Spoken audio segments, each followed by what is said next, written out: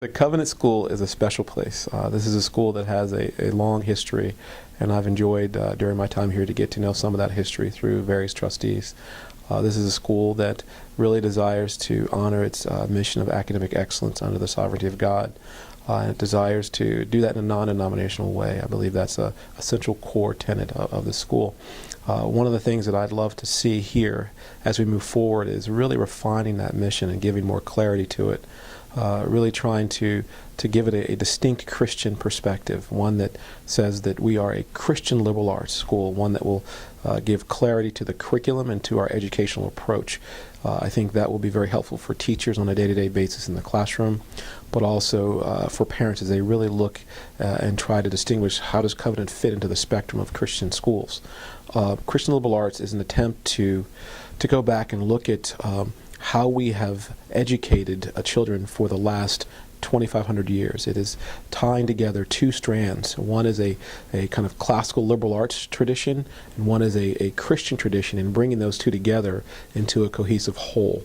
By stepping back into the past, we're able to see how learning has been done and implemented over the last 2,500 years, and I think that lens allows us to step outside of the moment and just focus on the current fads in the last 10 years or last 20 years or even last 100 years, and gives us a broader perspective on how excellence can be implemented.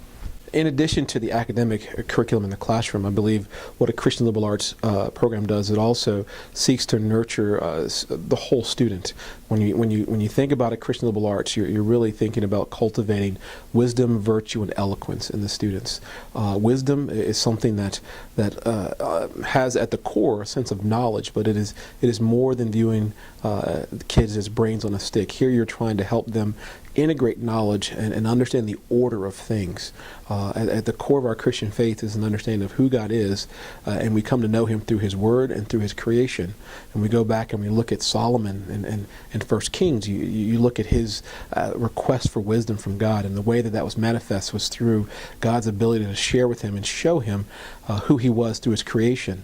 And He knew the cedars, and He knew the fish, and He knew the birds, and He knew the fauna. And through that, he was able to understand the order that God placed in creation and apply that to the wisdom in his day-to-day life as governing a nation. That's something that's at the heart of wisdom.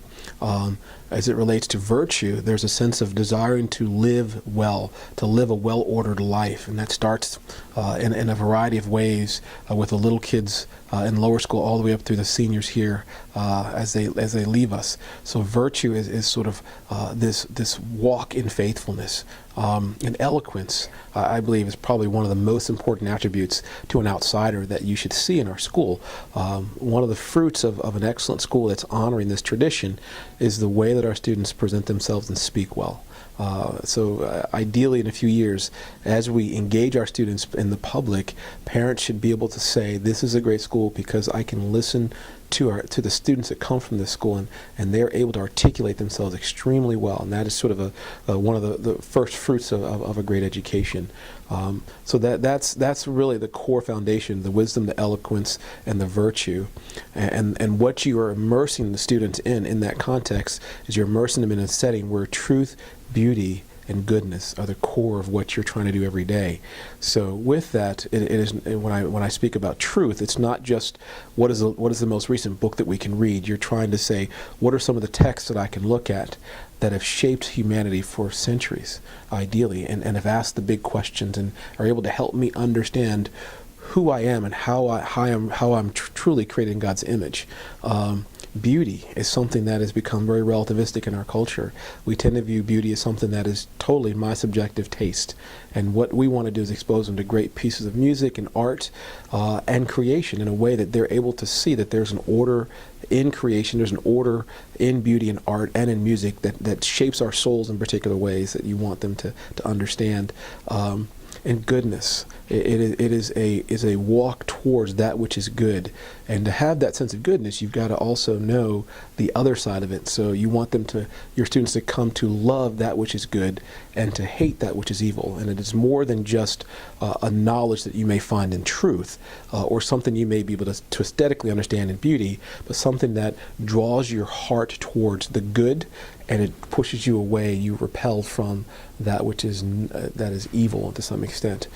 So that's kind of a lens on how you pull these different pieces together under that Christian liberal arts umbrella.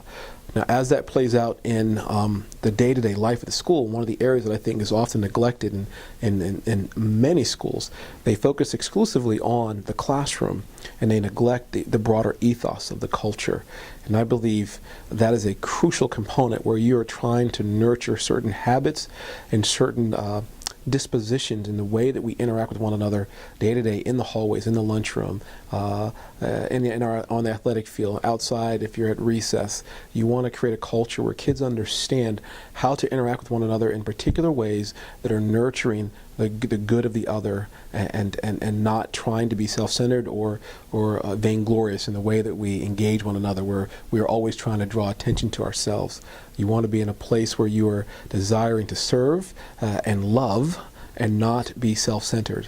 And that plays itself out in a number of ways in school cultures. And the tendency that I see today is a school culture that is very rigorous in the classroom, but there's almost an over-adolescent culture in the hallways. And how do we begin to not make this a dry and barren culture, but one where there's a level of effort and attention paid to what does it mean to be a young lady and what does it mean to be a gentleman today in our culture. It's words that we don't use that often in the way that we interact with one another, and it doesn't give us, we tend not to have standards for how we speak to and interact with one another in ways that I think are crucial to us nurturing young men and young women.